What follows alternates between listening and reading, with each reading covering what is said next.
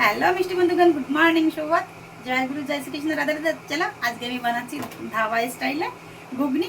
তো এখানে আছে টমেটো, আদা, রসুন, পেঁয়াজ, ধনেপাতা আর হচ্ছে ডুমডুম করে আমি আলু কেটে নিয়েছি। আলুগুলোকে আগে আমি ভেজে নেব।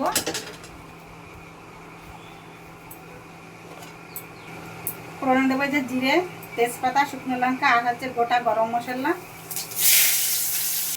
দিয়ে দেবো। আদা রসুন কোটা দিয়ে দেবো। টমেটো, আলুগুলোকে মশলার মধ্যে ভাজবো। আমি আগে মশলাগুলো ভেজে নিচ্ছি।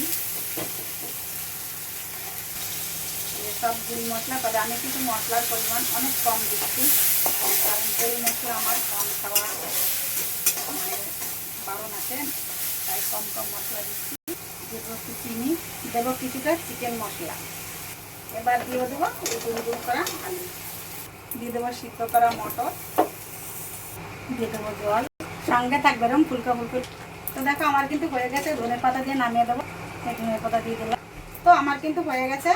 আর সবাইকে প্রণাম ভালোবাসা রেখে তোমাদের মঙ্গল কামনা শেষ করলাম। বাই।